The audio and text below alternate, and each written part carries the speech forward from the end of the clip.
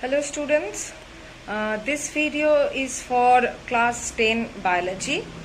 In this video I will continue with the chapter that I have started with you people, that is control and coordination in living organisms. In this video I am going to continue with the nervous system of this chapter. So let's not waste any more time and let's get started with the chapter. So in today's topic we will start briefly with the CNS or central nervous system. Here we know that brain and spinal cord are the main part of the CNS. Okay, so why it is called CNS? Because this part of the nervous system, which is consisting of brain and spinal cord, is controlling all the activities of our body. That is why it is termed as central nervous system. Now coming to peripheral nervous system or PNS, the word peripheral comes from the word periphery.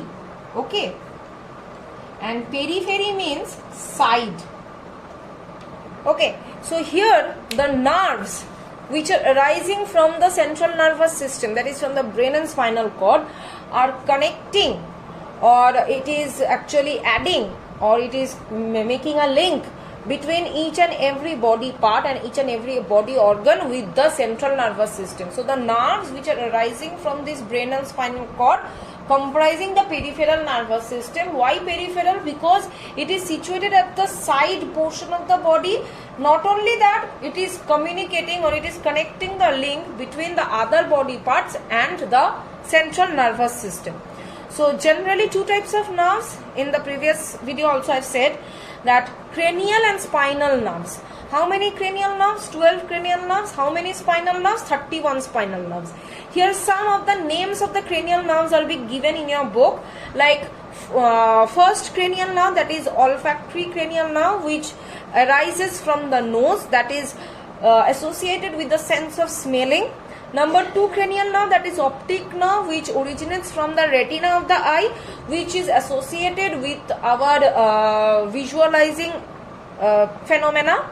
Number 8 cranial nerve is the auditory nerve, which originates from the ear. Okay. Number 10th cranial nerve, that is the vagus, which is connected to pharynx, larynx, trachea, lungs, esophagus, stomach, intestine, gallbladder, heart, etc. Okay, and there are other 31 nerves, spinal nerves, which are originating from the spinal cord.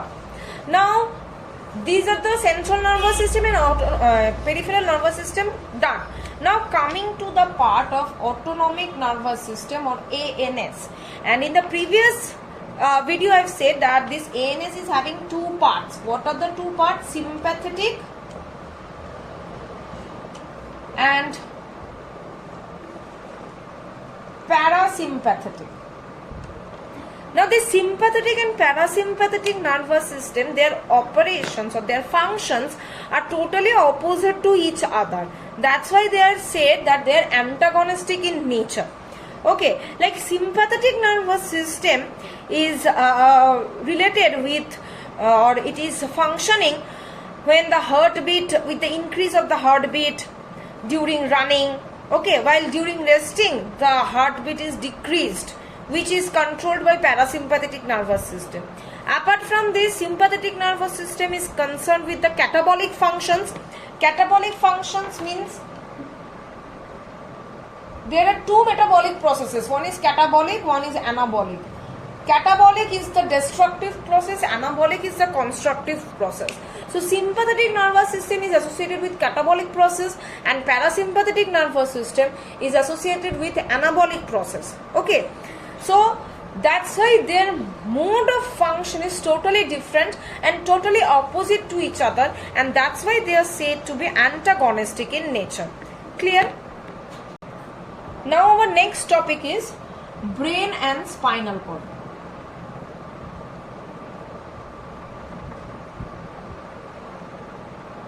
Okay, so brain. At first we'll consider the brain portion.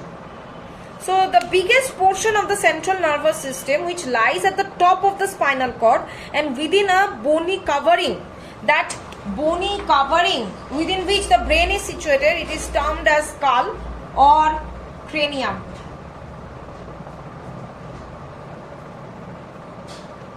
It is the bony covering within which the brain is situated. Now this human brain consisting about 10 to the power 10 nerve cells, or you can say neurons, and numerous neuroglia. Its volume is about 1500 cubic centimeter within the skull, and its shape corresponds in outline to the inner contours of the cranial cavity. Average weight of the adult brain is 1.36 kg. Okay, and this brain is primarily divided into three parts. What are the three parts? First one is forebrain, second one midbrain, third one is hindbrain. Okay, so forebrain, midbrain and hindbrain. So these are the general parts of the brain. Now next we will see different parts of the brain and which part we will study mainly. That one we will see. Now let us see the different parts of brain.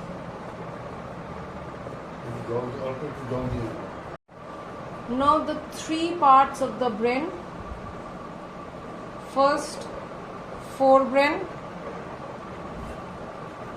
midbrain,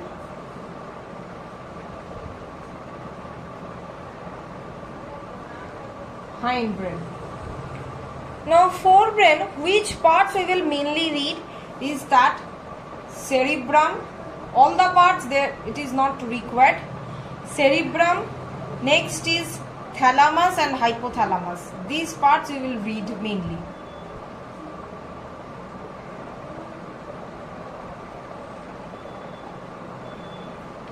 Okay, now next is the midbrain. Midbrain we will not read any of its parts. We will directly read the midbrain. No more parts we will read. Next, coming to the hindbrain. Hindbrain, there are only three parts: cerebellum, pons and medulla oblongata. All the three parts we will read. So cerebellum, pons and medulla oblongata. So these three parts we are going to study, or these are the parts of the brain we are going to study. So first we will look after for the cerebrum. Cerebrum location and structure we will see.